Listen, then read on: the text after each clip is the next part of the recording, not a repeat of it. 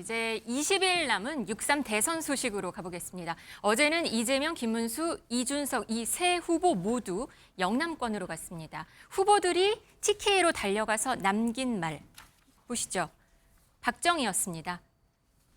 그 모습 한번 보고 오시겠습니다. 왜 이재명에 대해서는 우리가 남이가 소리 안 해줍니까, 여러분? 재명이가 남이가 김대중 정책이면 어떻고 박정희 정책이면 또 어떻습니까? 삶이 개선돼서 이재명 잘한다 소리 들으면 저한테도 좋은 일이니까 좌우 색깔 지역 출처 가릴 필요 없는 것 아닙니까? 저는 절대로 굶어 죽어도 거짓말은 안 하는 사람입니다. 거짓말 시키지 않아서 손해보고 살아온 김문수. 박정희 대통령은 위대한 세계적인 지도자입니다. 그래서 저는 박정희 대통령 묘소에 가서 당신의 무덤에 침을 뱉던 제가 이제 당신의 무덤에 꽃을 바칩니다. 이제 슬슬 분위기 타가지고 선거 분위기 올라오면은 이제 한 3주 뒤면은 우리가 이기는 겁니다. 그거 아시죠? 박정희 대통령에 당선된 나이가 46 아닙니까? 산업화의 영웅으로 바라보는 곳에서 왜 40살짜리 이준석은 안 되고 74살의 김문수가 한다는 겁니까? 말이 안 되지 않습니까, 여러분? 네, 이재명 후보는 재매이, 사투리도 쓰고 박정희 정책이 또 어떻습니까? 김문수 후보는 침뱉던 박정희 무덤에 꽃을 바쳤다. 이준석 후보는 박정희 대통령이 구미의 산업화를 이끌었을 때가 46살이었다. 이건 뭐 거의 박정희 마케팅이었습니다.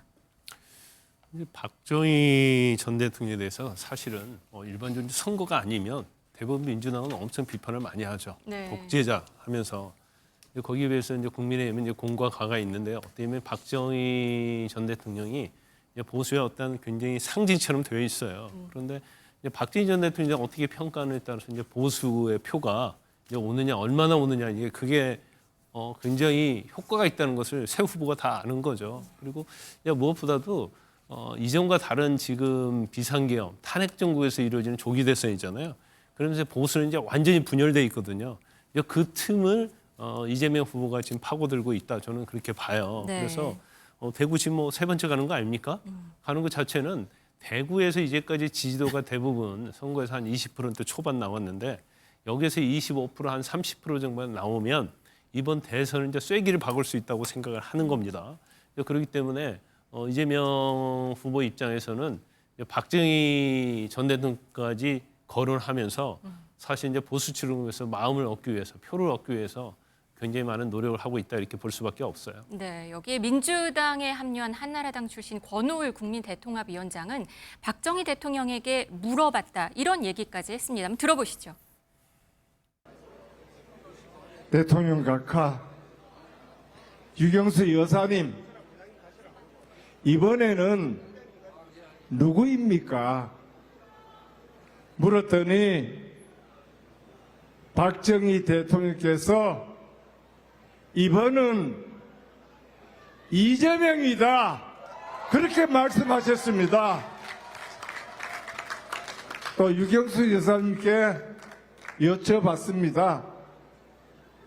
어떻게 하면 이재명을 대통령으로 만들 수 있습니까?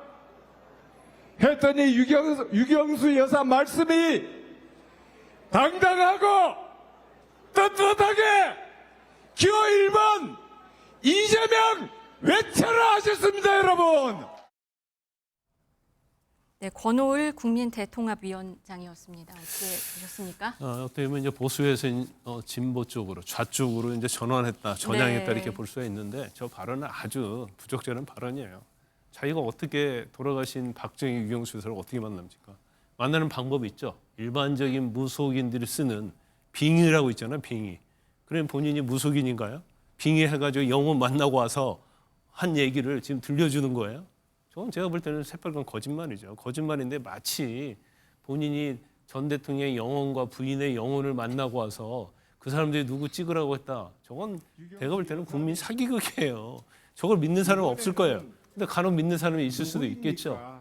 정치를 그래도 오래 했다는 사람이 이제 저런 식으로 어떤 발언 자체는 맞지 않고 왜 이재명이 대통령이 돼야 하는가 거기에 대해서 이 얘기를 해야 하는 것이지 그 아무런 뭐 그런 거 근거 없이 아 이제 돌아가신 분 만나고 보니까 이재명이 대통령이라고 이재명을 찍으라고 하더라. 저런 식의 어떤 캠페인이 어떻게 이렇게 민주국가에서 있을 수 있는가 21세기에 있을 수 있는가 모르겠어요. 네, 이준석 후보도 여기에 대해서 언급을 했고요. 또 박지원 의원도 환생 얘기를 또 한마디를 했습니다. 함께 보시겠습니다. 저는 김대중 대통령의 비서실장을 했고 오랫동안 모셨기 때문에 김대중 대통령을 모시고 대통령 선거를 여러 번 해봤잖아요. 예. 그런데 유권자들 예. 엄청나게 쏟아져 나오신. 그래서 저는 마치 김대중 대통령이 부활해서 환상에서 네. 오시는 것 아닌가. 이재명으로 부활됐다, 환생했다. 예. 이런 생각을 할 수밖에 없었다 예. 하는 말씀을 올립니다. 박지원 의원도 말씀하셨습니다. 그러니까 저런 거는 뭐 본인이 무속인이 아니잖아요. 그러면 그거를 뭐 무속이냐 이렇게 얘기할 게 아니라 개인 얘기를 하는 거예요. 내 꿈에 나왔다. 내 꿈에 나와서 이렇게 얘기해도 이 개인 얘기를 한 겁니다. 그래서 개인 얘기를 통해서 어떤 정서적으로 효과 있는 캠페인이 되겠다라고 본인이 판단해서 얘기를 한 것이죠. 근데 내가 용한 무당인데, 내가 아주 용한 신을 영접했는데, 그 신에 의해서 내 힘에 의해서 박정희 유경수 여사를 이렇게 꿈속에 이제 모셔가지고 얘기를 들었다. 이런 거 아니잖아요. 그렇기 때문에 그렇게까지 해석하는 건 좀 과도하다는 생각이 들고요. 네. 그리고 박지원 의원이 한 얘기는 오히려 과해요. 예?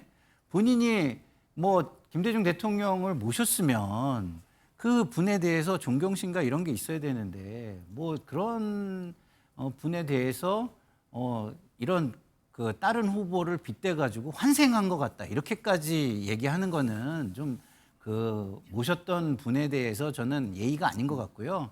오히려 김대중 대통령이 이렇게 하는데 그 발자취를 이재명 후보가 잘 따라가고 너무 존경하면서 그거를 본받으려고 하더라. 그래가지고 그 본받는 모습이 굉장히 진정성이 있고 그거에 대한 모습에 지지자들이 굉장히 환호를 하더라. 이렇게 얘기를 하면 저는 좀 그건 굉장히 괜찮다 이렇게 생각을 할 것 같은데 네. 마치 김대중 대통령과 동격에서 환생을 한 것 같다 이렇게 얘기하는 건 과연 김대중 대통령을 가장 근거리에서 모셨던 분이 하실 얘기인가라는 면에서는 좀 약간 듣기 거북하다는 생각이 전 듭니다. 선거에 도움이 될지 안 될지를 좀 지켜봐야겠습니다. 그런가 하면은 국민의힘 내에서는 윤석열 전 대통령과의 관계 설정은 여전히 삐끗한 모습입니다. 조경태 의원은 부산 시당에서 윤 전 대통령 출당을 언급하자 야유가 쏟아졌다는데요. 한번 보시고 오시겠습니다. 윤석열 전 대통령을 지금 당장 출당 전역시키는 것이 다가왔습니다.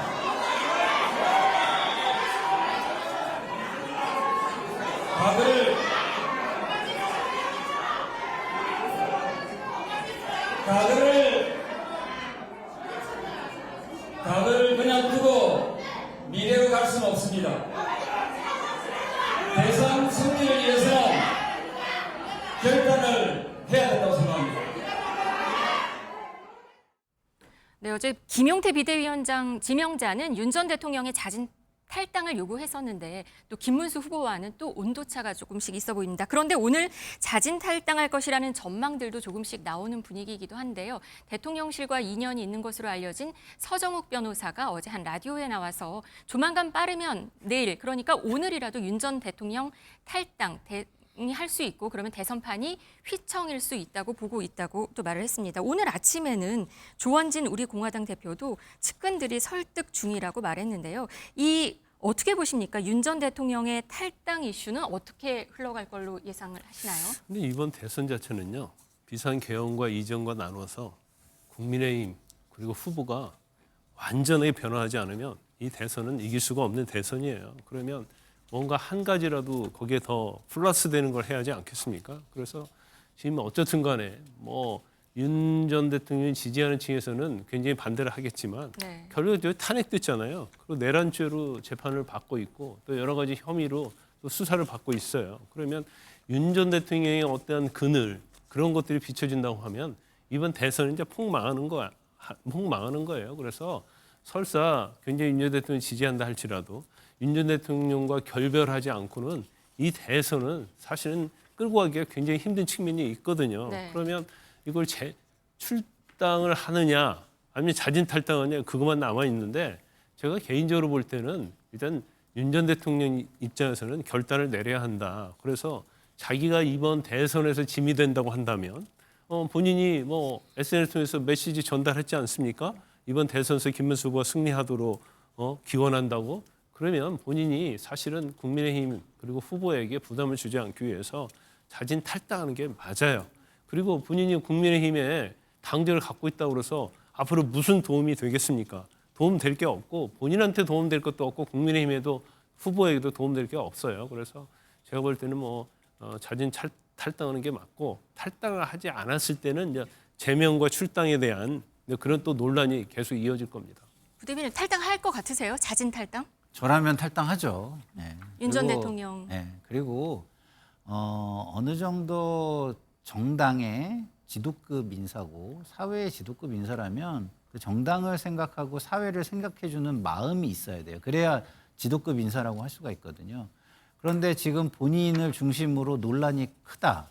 그리고 그것이 사회적 비용이 커지고 있다라고 한다면 그걸 해소해 주기 위한 행위를 하는 것은 지도자로서 당연한 겁니다. 그래서 저라면 합니다. 저라면 하는데 윤석열 대통령은 제가 아니기 때문에 제가 할지 안 할지 잘 모르겠습니다만 하는 게 저는 적절하다고 보고요.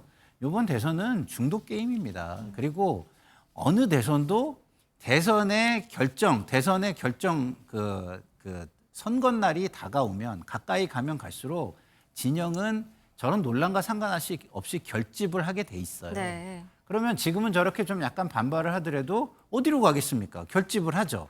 그러면은 남는 건 뭐죠? 결국은 중독 게임이에요. 중독 게임인데 지금 저런 모습을 봤을 때 중도가 정신을 차렸다라고 생각하겠습니까? 정신을 못 차렸다고 생각하겠습니까? 그리고 그런 상황에서 미래를 얘기한다면 과거도 극복을 못하면서 어떻게 미래를 얘기하고 그 미래를 얘기하는 것을 우리한테 믿으라고 하는 거야. 이렇게 반문할 수밖에 없는 거죠. 네, 알겠습니다. 이준석 후보는 어제 대구에서 김문수 후보를 겨냥을 했는데요. 한번 보시고 오겠습니다. 이미 9년 가까이 더 지나가지고 그 흘러간 물이 새로운 물이 될 수는 없는 겁니다. 그래서 저는 앞으로 대구의 미래를 책임질 수 있는 후보는 바로 저 이준석이다 이렇게 생각합니다. 그래서 유권자분들의 현명한 판단을 부탁드리고 싶습니다. 그래서 저는 김문수 후보께서 저와의 단일화나 빅텐트 같은 것을 더 이상 언급하지 않아줬으면 좋겠다 이런 생각이고 원래 조금이라도 결이 맞는 자유통일당이나 정광훈 목사와의 빅텐트는 저와 관계없이 자유롭게 하셔도 좋을 것 같다. 그 텐트가 얼마나 클지 안 찢어진 텐트일지 이런 건 모르겠지만은 그쪽에 빨리 관심 가지시는 게 좋을 것 같다. 네, 국민의힘 텃밭이나 다름없는 TK가 이렇게 대선 격전지가 됐습니다. 네, 이렇게 3대 후보가 모두 격돌한 대구 경북 지역 요새 서로에 대한 발언 수위가 점점 높아지고 있는데요. 공은 민주당의 이재명 후보가 먼저 쏘아 올렸습니다. 키워드 한번 볼까요? 네, 지나간 본인 얘기를 다시 소환해서 꺼내 들면서 뭐라고 했는지 한번 발언을 들어보겠습니다. 왜 중국을 찝쩍거려요? 그냥 쎄쎄. 대만에도 쎄쎄. 이러면 되지. 뭐 자꾸 여기저기 찝쩍거리고 무슨 양안 문제 우리가 왜 개입합니까? 지난 총선 당시에 논란이 됐던 이 발언, 실시의 발언, 본인에 대한 기존의 네거티브 공세를 직접 꺼내들고 정면 대응을 했습니다. 어떻게 들으셨어요? 외교 안보에 대한 아주 무지한 발언이죠. 무지했다. 그렇죠. 누구하고 적도 아닌 것은 누구하고도 친구도 아닌 거예요. 그러면 왜 동맹이 필요하죠? 국제 외교에서 동맹은 우리가 위기에 있을 때 또한 평소엔 때도 서로를 지켜주는 버티만 지지목이 되는 거예요. 네. 우리가 쉐시에 하다가 결과적으로 그렇게 여러 국가들과 친하게 지낸다고 그래서 그러면 한미일 동맹은 어떻게 되는 거예요? 그런 것처럼 이건 제가 볼 때는 굉장히 무지한 수치라고 봐요. 더군다나 예를 들어서요. 러시아 우크라이나 침공했잖아요. 그럼 우크라이나한테도 쉐시하고 러시아한테 쉐시합니까? 그러면 두 국가 우리나라에게 고맙다고 할까요? 전혀 그렇지 않아요. 국제정세랄지 외교랄지 안보는 그렇게 가는 게 아닌데 네. 마치 뭐 우리가 그냥 무지한 상태에 들으면 그러면 다 좋게 지내면 되지. 국가가 다 좋게 지낼 수 있습니까? 전부 다 경제적 뭐 아니면 지정학적 여러 가지 이해관계가 얽히고 설킨 거예요. 네. 그러다 보니까 동맹이 필요한 거고 경제도 마찬가지고 외교도 마찬가지고 안보도 마찬가지인 거예요. 그런데도 저런 식의 발언 자체는 제가 볼 때는 네. 무지한 소치에서 비롯된 것이다 이렇게 봅니다. 이 말씀에 괴를 같이 하는 발언일 수 있겠습니다. 본인 네거티브에 대한 대응, 여기에 대해서 김문수 후보의 맞대응이 바로 나왔습니다. 이 발언 관련 질문에 이렇게 답했다고 합니다. 중국에도 쎄쎄하고 대만에도 쎄쎄하고 다른 나라하고 잘 지내면 되지. 대만하고 중국하고 싸우든지 말든지 거기에 우리하고 무슨 상관이냐 이렇게 말했습니다. 틀린 말했습니까? 일본 대사한테도 쎄쎄 하려다가 못 알아들을 것 같아서 감사합니다 그랬어요. 중국에 대해서 쉐시에 못할 게 뭐냐? 쉐시에 못하라는 것이 아니라 친중 반미, 친북 반대한민국 이건 안 된다는 거예요. 지난 논란이 됐던 발언을 먼저 보여드렸었고 바로 어제 유세 현장에서 이재명 후보가 다시 재소환해서 거기에 대해서 대응한 이야기와 함께 바로 관련 질문에 대한 김문수 후보의 대답까지 한번 들어봤습니다. 발언 자체가 뭐 나쁘다는 건 아니다. 중국하고 잘 지내면 좋은데 뭐 친중 반미하지 말고 친북 반대한민국 하지 말자. 결국 이제 기존 안보관의 한미동맹을 강조하는 발언들로 맞받아친 것 같아요. 근데 저거는 발언자의 의도를 왜곡하는 거예요. 의도의 왜곡이었다. 네. 발언자가 얘기하는 게 중국만 중요시하고 동맹을 깨자는 겁니까? 아니잖아요. 그렇다고 우리가 동맹이 종미는 아니잖아요. 예. 예? 종미를 하자는 겁니까? 아니죠. 용미를 하고 극미를 하자고 하는 거 아니에요. 그러면 중국에 대해서도 같은 식으로 의도를 갖고 얘기한 거라고 이해해 줄 수 있는 겁니다. 네. 그러니까 중국이라는 것을 용중하자. 중국을 잘 활용해야 된다. 그럼 동맹을 바탕으로 할 수 있죠. 근데 동맹은요, 무조건적인 게 없습니다. 여기에도 서로의 상호 필요성과 실리가 바탕이 돼야 되는 예. 거예요. 그러면 다른 나라의 관계가 무조건 나쁜 것이냐? 그런 건 또 아니에요. 때에 따라서는 레버리지가 되기도 하는 것입니다. 그렇기 때문에 저 말의 의도는 그 당시에 우리가 먼저 나서서 우리의 어떤 뭐랄까요? 피해를 줄 수 있는 강대국을 네. 우리가 먼저 나서서 자극할 필요가 있겠느냐. 동맹국가와 좀 사이가 안 좋긴 하지만 예. 그렇다고 우리가 동맹국을 위해서 먼저 나서서 자극을 하면 그 피해가 우리 국민과 우리 국가에서 오는데 그렇게 나서서 하는 것까지는 잘못된 것이다.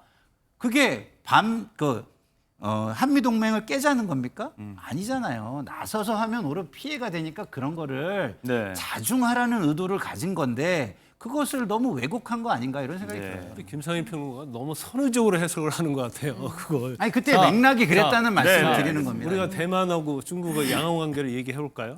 자, 지금 언급하지 않고 그때 가서 우리가 태도를 밝히면 돼요. 예. 그런데 만약에 중국에서 대만을 침공했어요. 그러면 중국에 쉐시할 겁니까? 잘한다고 할 거예요? 대만에 쉐시할 겁니까? 그렇게 못할 상황이 오는 거예요. 네. 그런데 모든 상황이 있어서 쉐시만 하면 된다? 그런 일이 어떻게 국제 외교에서 있을 수 있습니까? 그래서 실용 외교를 이 얘기하려고 하는 의도는 알겠지만 예. 쉐시의 외교 자체는 존재할 수도 없고 국제사회에서 가능하지 않다는 말씀을 드리는 거예요. 근데 그렇게 말씀을 하시려면 뭐 국민들이 좀 오해할 수 있는 발언이다. 이 정도 네. 비판을 하면 되는 거지. 자. 뭐 의도 자체가 나쁜 사람이다라는 식으로 비판하는 건 과하다는 말씀을 드립니다. 나쁘다는 얘기를 해갖고 오늘 이야기가 무지의 좀 소치라고 길어져서 제가 얘기를 했어요. 저희가 무지의 정리를 좀 소치. 해보도록 하겠습니다. 이준석 후보도 어제 간첩 이야기를 했고 각자의 또 외교 문제, 국제정세에 대한 시각차를 다시 확인한 시간이 되지 않았나 싶습니다. 그런가 하면 이제 각 후보들은 각자의 이미지를 조금 더 부드럽게 연출할 수 있는 전략을 또 한창 구사 중입니다. 선거 때마다 흔히 보는 풍경이기도 한데 유세 현장마다 반려동물들이 등장하고 있습니다. 영상 보시죠. 얘 좀 봐도 돼요? 악수하지 마시고. 뭐야. 후보자님 반려견 키우려면 돈이 너무 많이 들거든요. 어려움 좀 해가지고 좀 개를 안심하고 자유롭게 키울 수 있도록 좀 해주십시오. 네, 그것도 우리가 전에도 반려동물 의료보험 그런 걸 도입하자고 얘기했어요. 예, 목욕해야 되겠어요. 네, 이렇게 경청 투어를 다니면서 반려동물과 스킨십을 하는 모습들이 계속해서 보도가 됐고 김문수 후보도 그제 대구에서 비공개 일정으로 한 반려동물 전문 병원을 찾아서 유기견들을 돌보는 모습이 이렇게 사진으로 알려지기도 했습니다. 아예 이제 김 후보 측에서는 기존의 강성 이미지를 희석시키기 위한 차원이라고 직접 밝히기도 했어요. 그 김문수 후보는 굉장히 강성 이미지가 많죠. 그래서 이재명 후보보다도 좀 더 노력을 저는 많이 해야 한다고 봐요. 그런데 이 김문수 후보는 전에도 이제 반려동물을 키웠다고 합니다. 네. 그런데 이제 그거 관련해서 저는 구설수가 한번 있었지만 이제 반려동물을 키우는 인구가 1,000만이 넘는다고 그러잖아요. 그래서 반려동물에 대한 정책 예. 이런 것들이 어떠냐에 따라서 반려동물을 키우고 아끼는 그러한 뭐 유권자에게는 굉장히 영향이 많이 있을 수 있다고 봅니다. 그래서 결과적으로 뭐 선거 때마다 항상 그랬잖아요. 후보들은 항상 반려동물과 관련된 정책, 입법 그리고 저렇게 안아주고 하면서 이제 친밀한 그런 이미지 이런 것들 연출하는 것은 뭐 당연하다 이렇게 봅니다. 반려동물 인구가 이제 1,500만 시대라고 하니까 이런 부분들을 무시할 수가 없을 것 같은데 또 반면에 김 후보 측이 예전에 출산 장려 대책 관련해서 젊은이들이 애는 안 낳고 개만 사랑한다 이런 식의 발언으로 논란이 된 적도 있었습니다. 오히려 이 발언으로 인해서 말미암아 역공을 받을 수도 있을 것 같다는 생각이 들고요. 그렇죠. 그러니까 저렇게 반려견을 안고 사진을 찍으려면 과거에 왜 그런 얘기를 했는지를 설명하거나 내지는 사과를 하거나 하는 게 선행돼야 되는 것이죠. 예. 그렇지 않으면 굉장히 이중적인 사람이고 기회주의적인 사람이라고 오해를 받을 가능성이 있는 겁니다. 그래서 과거에 그러면은 왜 그렇게 했는가라고 얘기를 하고 그 발언 속에서 이렇게 사람들에게 상처를 줄 만한 과도한 표현이 나온 것에 대해서는 내가 미안하다, 사과한다 이런 얘기를 한 다음에 저런 행보를 해야지 네.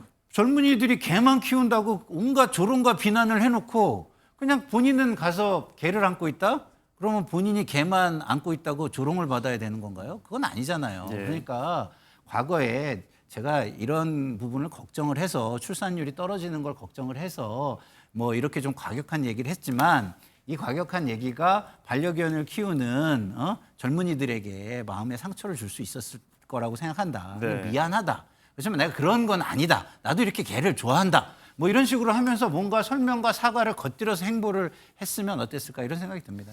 선거 국면이 본격화되면서 서로에 대한 네거티브 공세가 점점 격화하지 않을까 우려도 나오고 있는데 앞으로 또 어제 이재명 후보가 그랬던 것처럼 각자에 대한 네거티브 공세 어떻게 대응을 할지도 좀 관심을 두고 지켜봐야겠습니다. 정치권 소식 두 분과 함께 해봤습니다. 고맙습니다. 그렇습니다.